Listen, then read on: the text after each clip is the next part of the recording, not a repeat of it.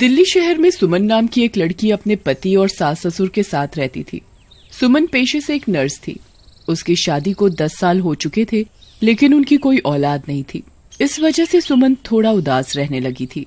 एक दिन की बात है, सुमन हॉस्पिटल से अपनी ड्यूटी करके घर आती है और उदास मन से अपने कमरे में बैठी होती है। अरे सुमन, क्या हुआ?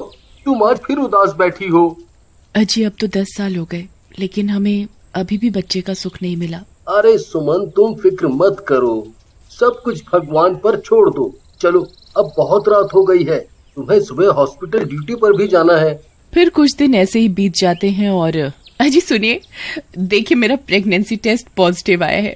मुबारक हो, आप पापा बनने वाले हैं। ये खुशखबरी सुनकर रोहित और उसके घर वाले बहुत खुश होते हैं। फिर ऐसे ही 7 महीने बीत जाते हैं। फिर एक दिन टीवी चैनल्स पर न्यूज आती है। आज की ब्रेकिंग न्यूज, दिल्ली में कोरोना के मामलों में लगातार तेजी देखने को मिल रही है।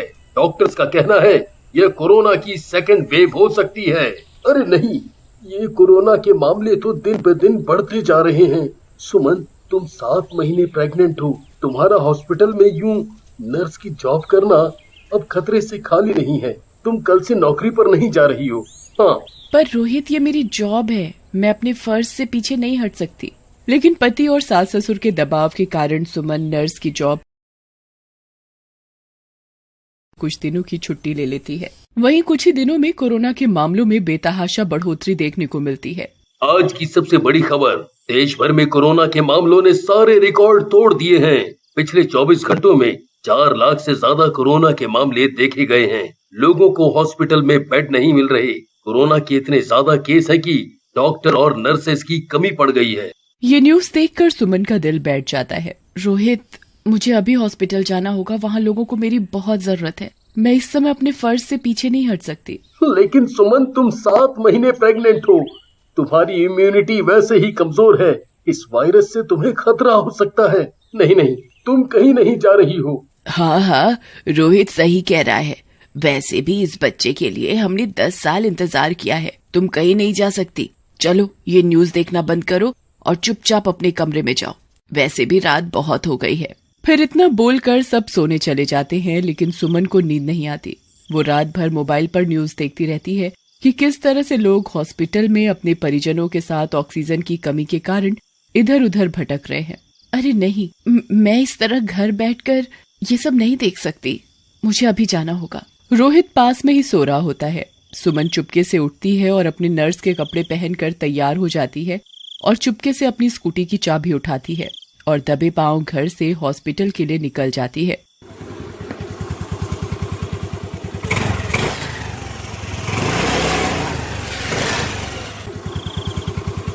कुछ ही देर में वो हॉस्पिटल पहुंच जाती है। वहां का मंजर देखकर सुमन के पैरों तले जमीन खिसक जाती है।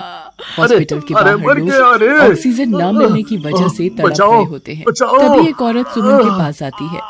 नर्स जी, मेरे साथ चलिए ना। देखिए ना, मेरे पति सांस नहीं ले पा रहे हैं, एक बार उन्हें देख लीजिए ना।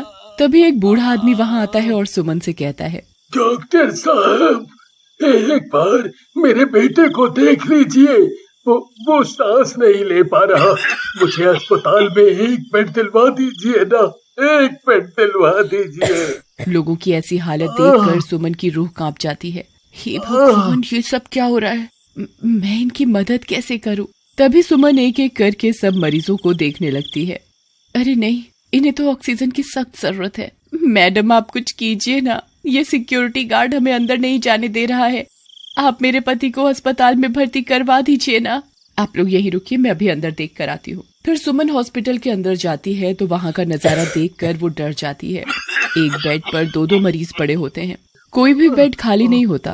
हर जगह चीख पुकार मची होती है। अरे सुमन, तुम यहाँ क्या कर रही हो? तुम तो प्रेग्नेंट हो और छुट्टी पर थी। तुम्हें यहाँ नहीं होना चाहिए। तुम अभी के अभी घर जाओ। नहीं प्रीति, मैं लोगों को इस तरह तड़पते हुए नहीं देख सकती। बाहर बहुत से मरीज तड़प रहे हैं। हमें मिलकर ज्यादा से ज्यादा लोगों की मदद करनी होगी। लेकिन सुमन, हॉस्पिटल में बेड खाली नहीं है। हम उन्हें कहाँ रखें? हम इस वक्त सबकी मदद नहीं कर सकते। इतना बोलकर वो नर्स वहाँ से चली जाती है। मुझे ही कुछ करना होगा। फिर सुमन को वहाँ एक खाली स्ट्रेचर दिखाई देता है। वो उसे उठाती है और उस पर एक ऑक्सीजन सिलेंडर रखकर बाहर ले जाती है और बाहर मरीजों की मदद कर। इसी तरह पूरी रात बीत जाती है। अरे सुमन कहाँ है?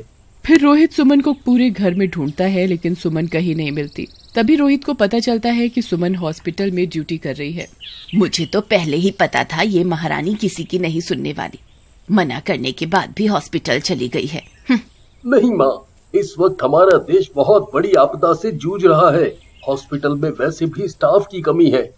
मुझे भी लगता है सुमन का ये फैसला बिल्कुल सही है।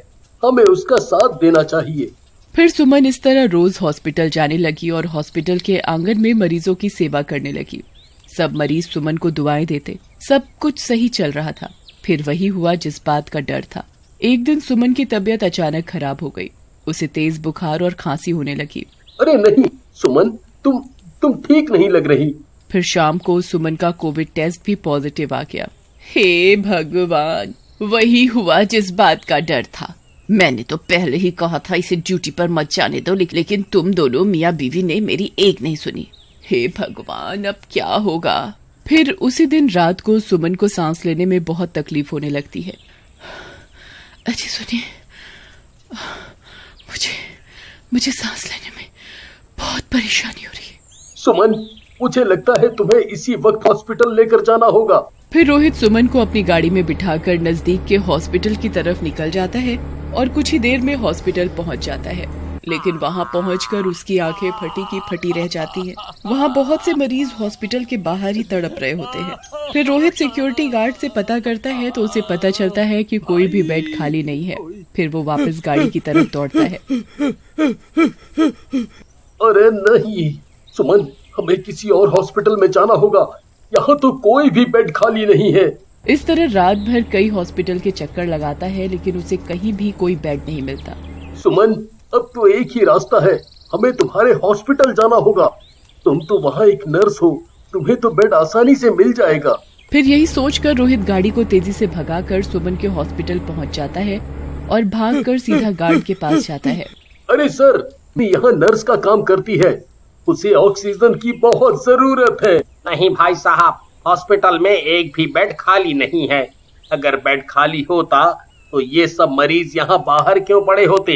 ये टोकन नंबर है, ये ले लो और यहीं बाहर इंतजार करो। ये सुनकर रोहित डर जाता है और टोकन नंबर लेकर वापस कार की तरफ दौड़ता है और सुमन को पूरी बात बताता है। कोई बात नहीं, हम यही हॉस्पिटल के बाहर इंतजार करते हैं। क्या पता कल सुबह तक हमारा नंबर आ जाए। तभी सुमन की तबीयत और बिगड़ने लगती है।